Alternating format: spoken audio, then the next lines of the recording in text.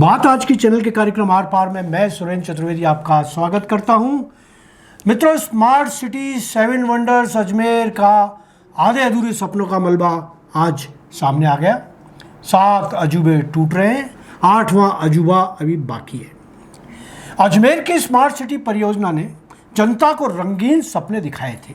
शहर बदलेगा, विकास दौड़ेगा, पर्यटन चमकेगा, लेकिन हकीकत देखिए 7 वंडर्स टूट रहे हैं, बुलडोजर चल रहा है और स्मार्ट सिटी के नाम पर केवल बेजान ढांचा और बेजिम्मेदार अधिकारी दिखाई दे रहे हैं।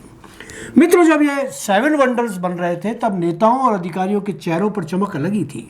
कैमरे की फ्लैश, भाषणों की गूंज और अखबारों की सुर्खियों में यही संदेश था कि अब अजमेर भी स्मार्ट हो रहा है। लेकिन अब वही इमारतें जिन्हें पर्यटन का नया आकर्षण बताया गया, ध्वस्तीकरण की कगार पर खड़ी है। यानी जनता के करोड़ों रुपए सिर्फ फोटो खिंचवाने और उद्घाटन कराने की राजनीति में बहा दिया गया। यह सवाल आज हर नागरिक पूछ रहा है कि आखिर इसका जिम्मेदार कौन? अगर निर्माण अवैध था तो शुरुआत में अनुमति किसने दी? अगर निर्माण घटिया था तो उसकी निगरानी कौन कर रहा था? और अगर सब कुछ गलत था तो फंड रिलीज किसकी अनुमति से हुआ? मेरा मानना है कि इसमें केवल ठेकेदार को ही दोषी नहीं माना जा सकता, बल्कि इस घपले में पूरा सिस्टम शामिल है, जिसमें योजना बनाने वाले अधिकारी से लेकर उस पर मोहर लगाने वाले अधिकारी और नेताओं तक। स्मार्ट सिटी के नाम पर अजमेर में जितनी परियोजनाएं बनी वो सभी भ्रष्टाचार की मिसाल सिद्ध हो रही है। एलिवेटेड ब्रिज टूटा हुआ है और तोड़ा जा रहा है, उसकी भी निगरानी की जा रही है। आना सागर में बना पाथवे हो या 7 वंडर्स, सभी का यही हाल। स्मार्ट शहर की एक भी सड़क ऐसी नहीं जहां खड्डे नहीं हो या इन खड्डों की वजह से प्रतिदिन दुर्घटना नहीं हो रही हो। दोस्तों, केंद्र सरकार द्वारा अजमेर को स्मार्ट सिटी प्रोजेक्ट में शामिल करने पर जो जनता बहुत खुश और गर्व महसूस कर रही थी, अब समझ रही है कि स्मार्ट तो सिर्फ अधिकारियों की चालाकी निकली। शहर तो पहले से ज़्यादा अव्यवस्थित और खोखला हो गया है। हकीकत तो यह है कि स्मार्ट सिटी अब जनता के लिए सिरदर्द बन चुकी है।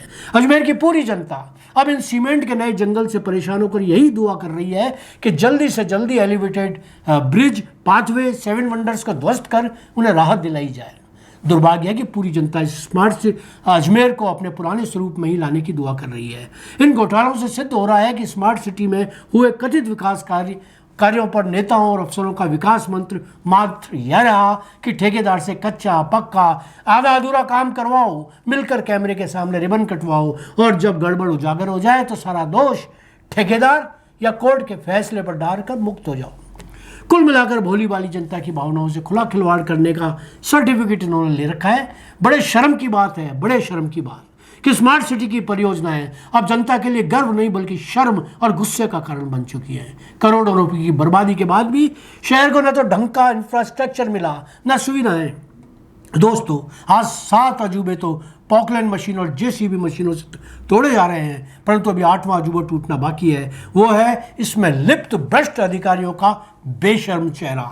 उसे तोड़ेंगे जागरूक नागरिक और जनप्रतिनिधि। अंत में असली सवाल यही कि मित्रों, स्मार्ट प्रोजेक्ट में हुए घोटालों के लिए क्या किसी अधिकारी की व्यक्तिगत जिम्मेदारी तय होने वाले नुकसान की भरपाई उनसे होगी, या फिर स्मार्ट सिटी के कामों में हुए घपलों के उजागर होने के बाद भी नेता लोग छपास की बीमारी के चलते केवल एक दूसरे पर आरोप लगाने में ही व्यस्त रहेंगे?